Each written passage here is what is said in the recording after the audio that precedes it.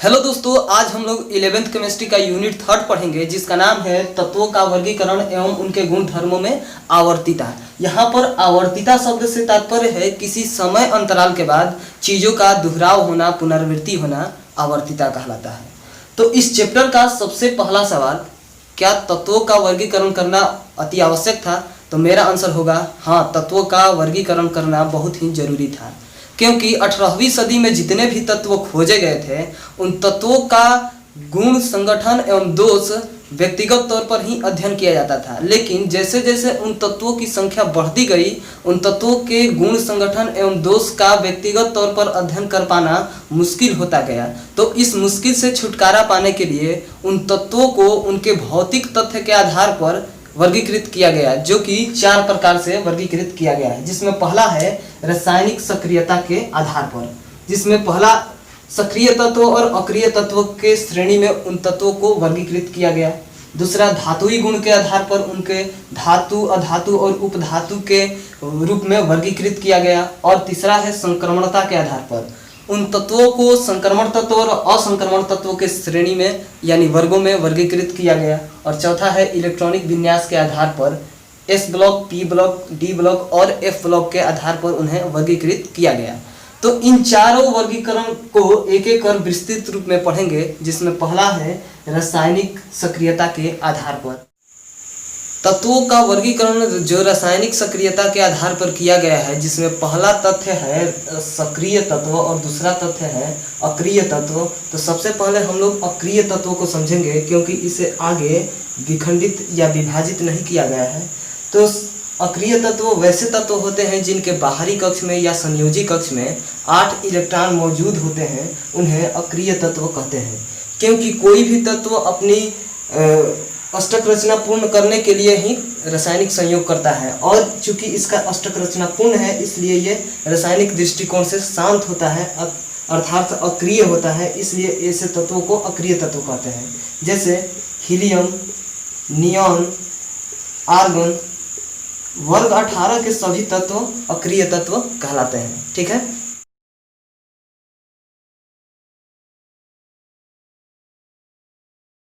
सक्रिय तत्व वैसे तत्व जिनके संयोजी कक्ष में 8 से कम इलेक्ट्रॉन होते हैं सक्रिय तत्व कहलाते हैं, क्योंकि ये अपनी अष्टक रचना को पूर्ण करने के लिए, अर्थात बाहरी सेल में 8 इलेक्ट्रॉन को प्राप्त करने के लिए किसी अन्य तत्वों के साथ रासायनिक संयोग करने की चेष्टा करते हैं, इसलिए इन्हें सक्रिय तत्व कहते हैं। ये 2 प्रकार के होते हैं, विद्युत धनात्मक तत्व और विद्युत ऋणात्मक तत्व।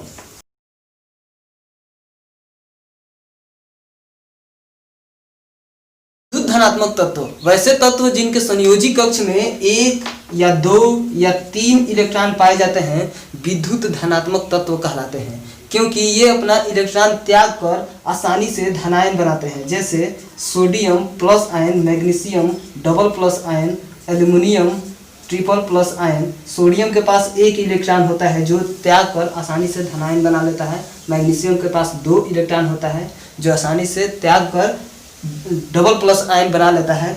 वैसे ही इसमें नोट है, एक नोट क्या कह रहा है कि सभी संक्रमण तत्व, सभी डी ब्लॉक के तत्व विद्युत धनात्मक तत्व कहलाते हैं।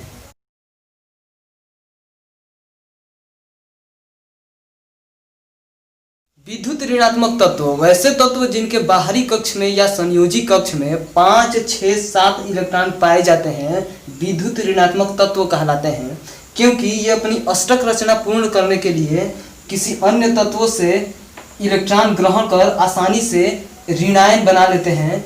इन्हें विद्युत ऋणात्मक आयन कहलाता है। जैसे फ्लोरीन के बाहरी कक्ष में 7 इलेक्ट्रॉन पाए जाते हैं जो 1 इलेक्ट्रॉन लेकर आसानी से विद्युत ऋणात्मक आयन बनाता है। वैसे ही ऑक्सीजन के बाहरी कक्ष में 6 इलेक्ट्रॉन पाए जाते हैं जो 2 इलेक्ट्रॉन को ग्रहण कर आसानी से विद्युत ऋणात्मक आयन बनाता है। वैसे ही नाइट्रोजन के पास बाहरी कक्ष में 5 इलेक्ट्रॉन पाए जाते हैं जो 3 इलेक्ट्रॉन ग्रहण कर आसानी से विद्युत ऋणात्मक आयन बनाता है। ठीक है।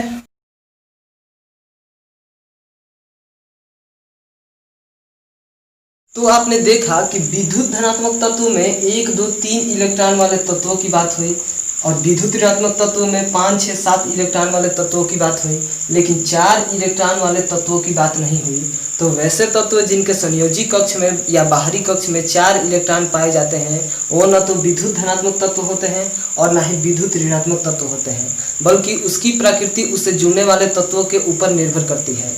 और 4 इलेक्ट्रॉन बाहरी सेल में 4 इलेक्ट्रॉन वाले तत्व इकलौता है जिसका नाम है कार्बन। तो यदि कार्बन के साथ हाइड्रोजन जुड़ जाए जो बहुत ही कम विद्युत ऋणात्मक तत्व है, तो ये 4 हाइड्रोजन जुड़ जाए तो ये चारों हाइड्रोजन के इलेक्ट्रॉन ये ग्रहण कर आसानी से विद्युत ऋणात्मक आयन बना लेता है।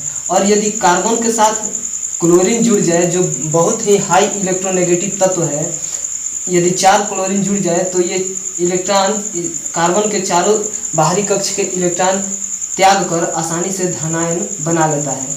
तो कुल मिलाकर हम कह सकते हैं कि कार्बन की कोई अपनी प्रकृति नहीं होती है, उससे जुड़ने वाले तत्वों के ऊपर उसकी प्रकृति निर्भर करती है। ठीक है, तत्वों के वर्गीकरण में दूसरा पॉइंट है धातुई गुण के आधार पर, जिसमें पहला है धातु। वैसे तत्व जो इलेक्ट्रॉन देने की क्षमता रखते हैं धातु कहलाते हैं। अर्थात मोटे तौर पर देखें तो सभी विद्युत धनात्मक तत्व धातु कहलाते हैं, जैसे एल्युमिनियम, कॉपर, कोबाल्ट, जिंक आदि सभी धातु होते हैं। ठीक है, और नेक्स्ट है अधातु। वैसे तत्व जो इलेक्ट्रॉन ग्रहण कर आसानी से ऋणायन बनाते हैं उन्हें अधातु कहते हैं। अर्थात कुल मिलाकर कह सकते हैं कि सभी विद्युत ऋणात्मक तत्व अधातु होते हैं। ठीक है, और जैसे अधातु में फास्फोरस, सल्फर और कार्बन इसके एग्जाम्पल हैं।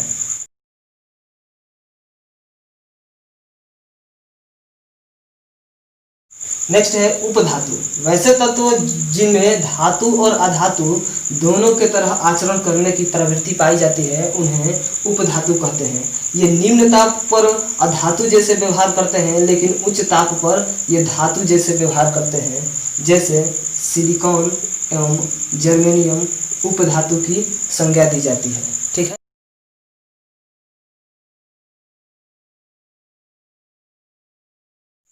तो तत्वों के वर्गीकरण में तीसरा पॉइंट है संक्रमणता के आधार पर, जिसमें पहला है संक्रमण तत्व।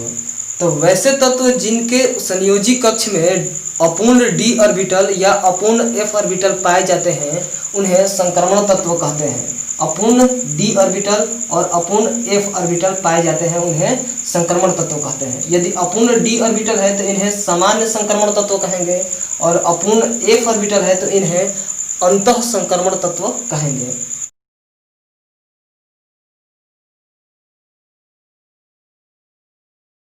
नेक्स्ट असंक्रमण तत्व। वैसे तत्व जिनके संयोजी कक्ष में s या p ऑर्बिटल पाए जाते हैं उन्हें असंक्रमण तत्व कहते हैं।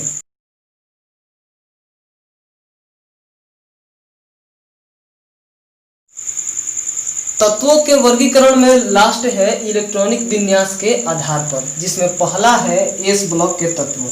वैसे तत्व जिनके संयोजी इलेक्ट्रॉन s ऑर्बिटल में पाए जाते हैं उन्हें s ब्लॉक के तत्व कहते हैं, जिसे आवर्त तालिका में वर्ग 1 एवं वर्ग 2 में रखा गया है, और इसका बाह्यतम विन्यास 1ns1 से 2 होता है।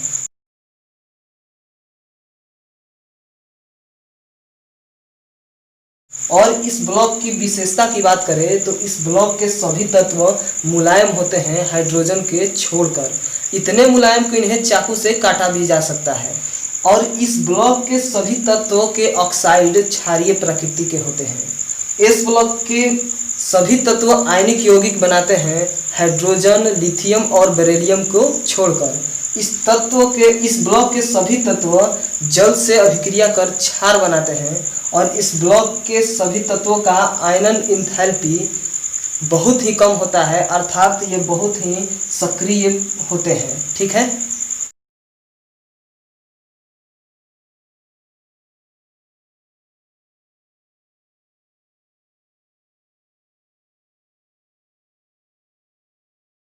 और इसी में नेक्स्ट है p ब्लॉक के तत्व।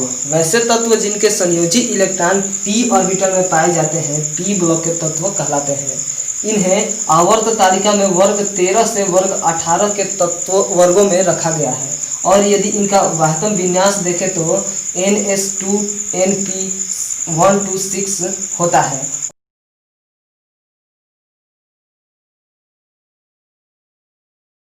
और इस ब्लॉक की विशेषता की बात करें तो इस ब्लॉक के सभी तत्व आयनिक और सहसंयोजक यौगिक दोनों प्रकार के यौगिक बनाते हैं और ये परिवर्तनशील ऑक्सीकरण अवस्था प्रदर्शित करते हैं।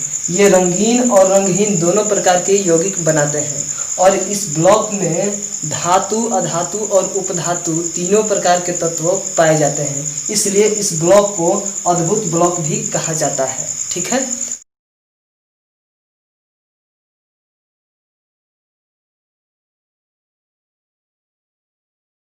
और इसी में नेक्स्ट है डी ब्लॉक के तत्व। वैसे तत्व जिनके संयोजी इलेक्ट्रॉन डी ऑर्बिटल में पाए जाते हैं डी ब्लॉक के तत्व कहलाते हैं। इन्हें वर्ग तालिका में वर्ग 3 से वर्ग 12 के वर्गों में रखा गया है। और इसका बाह्यतम विन्यास यदि देखें तो इसका बाह्यतम विन्यास होता है ns2n-1 इंटू D1 to 10।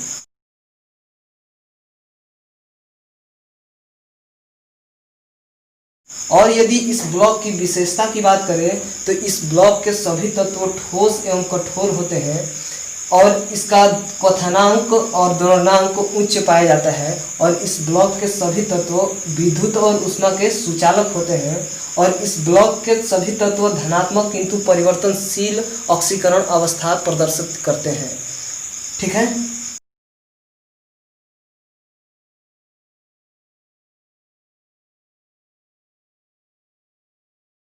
तो तत्वों के वर्गीकरण में लास्ट पॉइंट है एफ ब्लॉक के तत्व। वैसे तत्व जिनके संयोजी इलेक्ट्रॉन एफ ऑर्बिटल में पाए जाते हैं एफ ब्लॉक के तत्व कहलाते हैं।